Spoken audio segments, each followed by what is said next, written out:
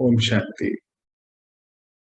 हम पिछले कुछ दिनों से मर्यादा पुरुषोत्तम बनने के लिए विधियां देख रहे हैं।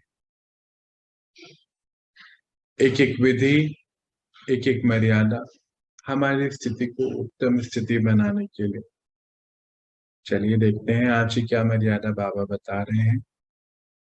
आत्मा को सदा गुण मूर्त से देखो। मर्यादा पुरुषोत्तम बनने की विधि में आज का पॉइंट है, आत्मा को सदा गुण मूर्त से देखो। दूसरों के अवगुण वर्णन करना अर्थात स्वयं भी परचिंतन के अवगुण के वशीभूत होना। अंडरलाइन करेंगे इस लाइन को। दूसरों की कमजोरी का वर्णन करना अर्थात अपने समाने की शक्ति की कमजोरी जाहिर करना है। इसीलिए किसी भी आत्मा को सदा गुण मूर्त से देखो। अगर किसी की कोई कमजोरी है भी, मर्यादा के विपरीत कार्य है भी, तो बस अटेंशन दिलाना, बाबा के निमित्त बनाई हुई सुप्रीम कोर्ट में लाना। खुद ही के वकील और खुद के जज नहीं बन जाना। यह ईश्वरीय कायदा है।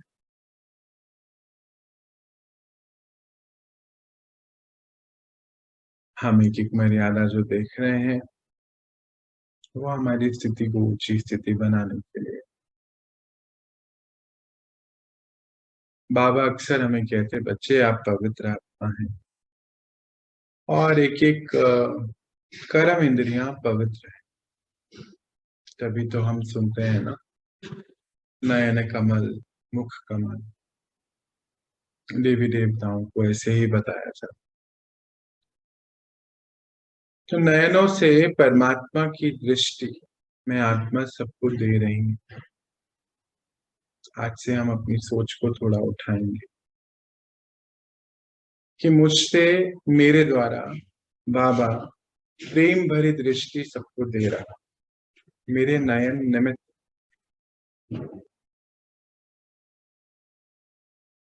जब हमने सरेंडर करा अपने को, तो शरीर बाबा के लिए है ना, मैं आत्मा बाबा के लिए हूँ, तो नयन निमित्त है।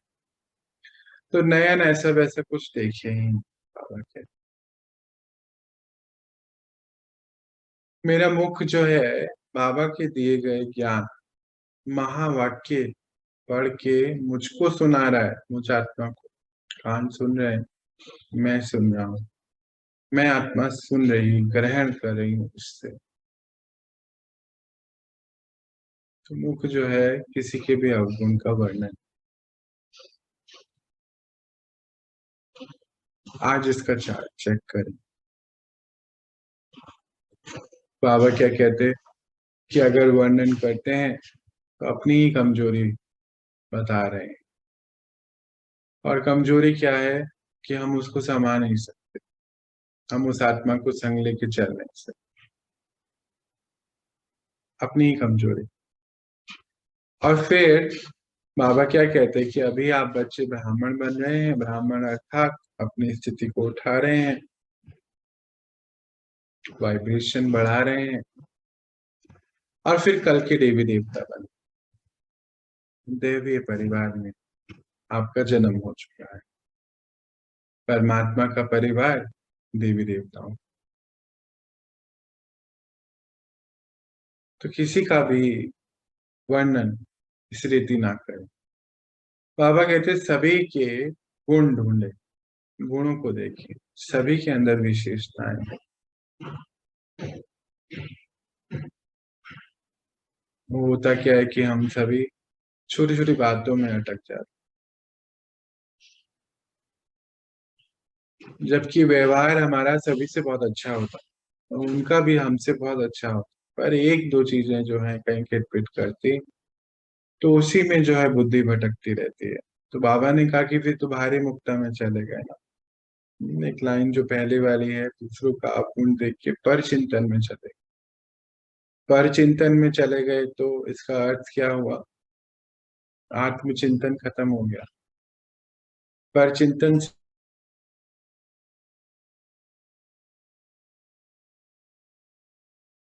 तो अपना रोल भी फिनिश हो गया। हमारा रोल क्या है? हम सब श्रेष्ठ आत्मा है, सभी देवकुल की पावन पवित्र आत्मा है। ये रोल है हमारा। तो पर चिंतन में जाते ही परमात्म चिंतन खत्म, पर चिंतन में जाते ही आत्मचिंतन खत्म, पर चिंतन में जाते ही अपनी स्थिति खत्म हो जाती है। और पर चिंतन में जाना अर्थ ही है, उस आत्मा के अवगुण देखने का अर्थ ही है कि मैं आत्मा के अंदर समाने की शक्ति की कमी।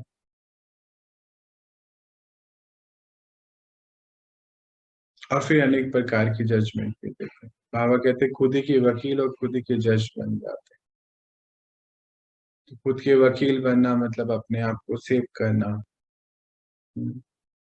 अपने आप को बचाने की कोशिश करना, और जज बनकर जजमेंट पास करना।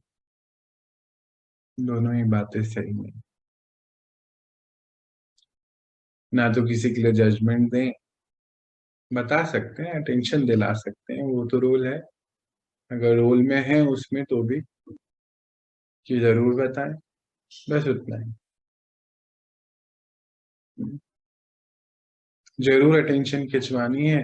बाबा कहते हैं कि परमात्मा की अदालत, बाबा को बता दिया ना। अभी 2 दिन पहले भी बाबा यही बात कह रहे थे कि बच्चे एक बार ही बता दिया ना, बस हो गया, ठीक है, आगे बढ़ो। ये ना हो कि कंप्लेन करने की आदत पड़ जाए, संस्कार पड़ जाए। तो हम सभी आत्माएं, ये गुण बहुत बहुत मर्यादा बहुत अच्छी है। गुण ग्राहक जिसको बोलते हैं बाबा, कि कमियों को ना देखें। कई बार हम कंपैरिजन करने के लिए भी देख लेते हैं कि अच्छा मेरे अंदर ही कमी है तो उनके अंदर भी 10 है ना, तो फिर चित्त पे क्या रह गया? मतलब अपनी कमी का भी चिंतन और उनकी कमियों का भी चिंतन, तो फिर वो तो हमारी हो गई ना। अगर उसकी कमी देखने लगे, उनके जैसा सोचने लग गए, तो फिर वो कमी उनकी नहीं रहेगी ना, हमारी होगी। तो इसका मर्यादा का बहुत बहुत पालन करना। बाबा कहते बच्चे अपना चार्ट रखो, चेक करो कहाँ पे ऐसा हो रहा है, किसकी कमियां बुद्धि में चल रही हैं। कहते कलयुग में ऐसा बहुत हो जाता है, पर आप तो सभी संगम योगी सतयुगी आत्माएं हैं, देवकुल की पावन पवित्र आत्माएं हैं, आप ऐसा सब करें। और होता क्या है कि फिर कमियों का परचिंतन करने से पूरा दिन भी कई बार चला जाता। हाँ, पूरा, बाबा तो कल कह रहे थे ना कि पूरा संगम बीत सकता है ऐसे। एक को छोड़ के दूसरे को पकड़ लेते हैं, दूसरे को तीसरे को पकड़ते। ड्रामानुसार आत्माएं तो आनी है जीवन में ना। और ये वजह भी है, आज क्या हुआ कि सभी के साथ रिलेशन खराब क्यों हो गए ना, इंटरपर्सनल रिलेशनशिप की बात अगर हम करें, क्यों आज इतनी डिप्रेशन, क्यों अकेलापन? उसका रीजन भी यही है कि आत्माओं ने अकेला रहना शुरू कर दिया, क्योंकि समाने का संस्कार खत्म हो गया, एडजस्टमेंट करने का संस्कार खत्म, क्योंकि कमियां देखने का संस्कार हो जाएगा। बस एक दूसरे की कमी, उसका चिंतन करना। तो बाबा हम सबको ये गाइडेंस दे रहे हैं कि बच्चे ये मर्यादा जरूर फॉलो करनी है, जैसे सारी ही मर्यादाएं आप बच्चों के लिए बनी हैं, आप फॉलो कर रहे हैं। इस मर्यादा को भी अच्छी रीति, कि मेरी बुद्धि जो है किसी की कमी को ना, किसी के अवगुण का चिंतन ना करे, वर्णन ना करे। क्यों? क्योंकि हमारी सारी ही कर्म इंद्रियों का गायन है। कमल का अर्थ ही है कि कीचड़ में उगा हुआ है पर बिल्कुल डिटैच है ऊपर ना। कीचड़ है पर ऊपर है, तो कीचड़ उससे सेपरेट है, उसके ऊपर नहीं है। तो कमल है, यानी कि नयन कमल, कान कमल, मुख कमल, सब कुछ। एक एक कर्म इंद्रियों को हमें शालीनता से यूज करने का अभ्यास कर, परमात्मा समान अवस्था बनानी है, शालीनता से यूज करना है। और जब सारा कारोबार ही भगवान का कर रहे हैं, अंदर से जहां पर भी हैं, जो भी करते, समर्पित है, मन से, बुद्धि से समर्पित होना है ना। जैसे बाबा कहते, बच्चे आपकी स्थिति से सेवा होनी है। तो स्थिति से सेवा कैसे होगी? जब जब हम ये समझ जाएंगे कि हमारे नयन द्वारा द्वारा परमात्मा दृष्टि देते प्रेम भरे, हमारा मुख जो है उनके महावाक्य सुनने के लिए, इसके द्वारा स्पीकर है ना, मुख्य स्पीकर है। स्पीकर चल रहा है तो आत्मा सुन रही है, ग्रहण कर रही है।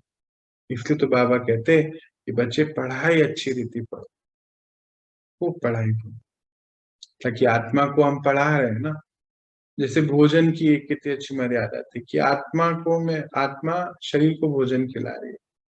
अभी शरीर, ये मुख आत्मा का भोजन दे रहा है, पढ़ाई दे रहा है, महावाक्य पढ़ रहा है। इस रीति से जब हम आज से अपनी ये सोच रखते, तो धीरे धीरे धीरे परिवर्तन आना 100% है। तो एक चार्ट हम रखेंगे कि हम सभी के गुणों को देखें, हमारा मन कभी नहीं जाए और सुने भी नहीं। मानो कई आत्माओं का ये संस्कार है कि कमियों को वर्णन करना, आपको सीन में बैठना भी है, तो फिर आपके पास बाबा ने हमें बहुत सुंदर, कितने सुंदर टूल्स दिए हैं ना। कहते सुन के भी नहीं सुने, देख के भी नहीं देखे। बाबा आज कहते हैं कि बच्चे, ये जो मुख है ना आपका, ये तो शंख है। शंख तो पवित्रता की निशानी, दिखाते हैं ना। देवी देवताओं के एक हाथ में शंख को भी दिखाते हैं। तो शंख जब बजता है तो क्या होता है? एक वाइब्रेशन चारों तरफ, बहुत अच्छा एक वातावरण बन। तो ये मुख जो है, ये पवित्रता की निशानी है, शंख है। ये याद रखो, बस अंडरलाइन, कि मेरा मुख शंख है, मैं गलत नहीं कह सकता, मुझे नहीं बता,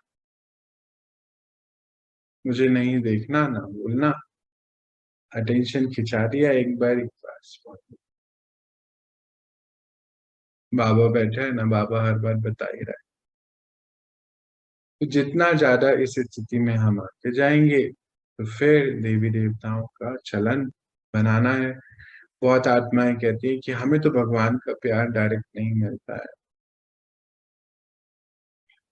तो फिर हम उनके सामने एक सैंपल बन जाए ना, क्योंकि हमें तो बाबा से निरंतर प्रेम मिलता है।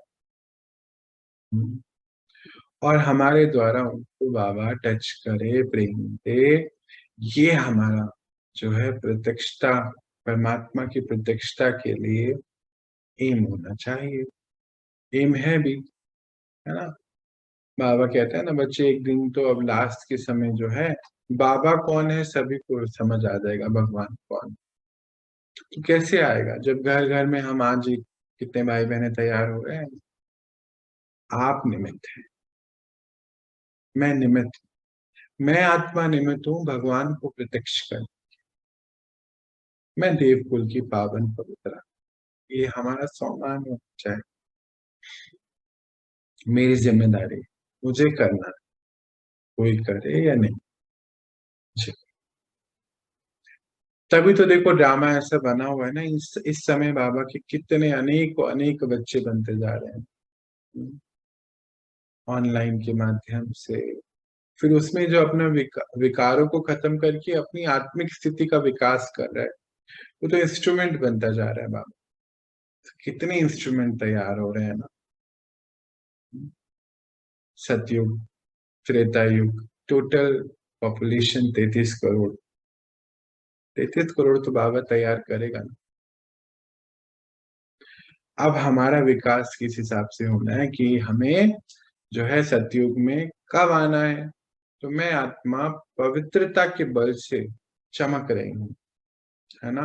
पवित्रता से ही बुद्धि योग जो है बाबा से लग सकता है, तो नहीं लगेगा ना। और पवित्र बुद्धि बनाने के लिए नयन पवित्र, जो देख रहे हैं, मुख पवित्र, कान पवित्र, सब कुछ पवित्र, तो बुद्धि पवित्र।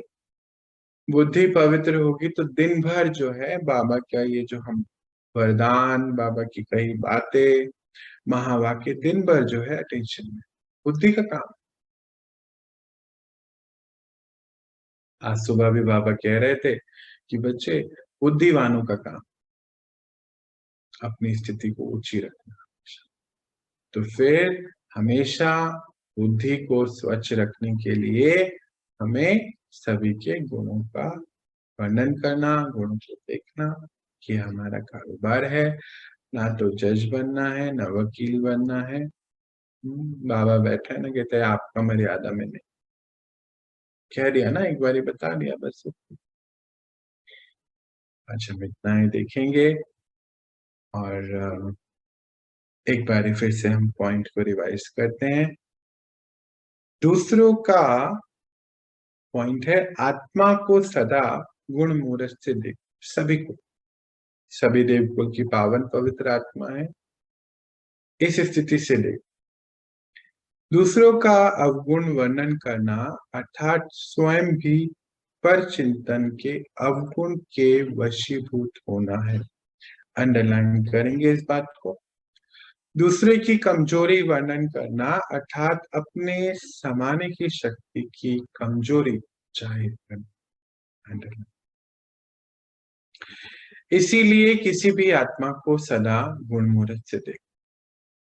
अगर किसी की कोई कमजोरी है भी, मर्यादा के विपरीत कार्य कर भी रहे हैं, तो बस अटेंशन खिंचाओ। बाबा की निमित्त बनाई हुई सुप्रीम कोर्ट में रहो, यानी कि बाबा को बता, खुद ही वकील और जज नहीं बन जाओ। यह ईश्वर एक कायदा है,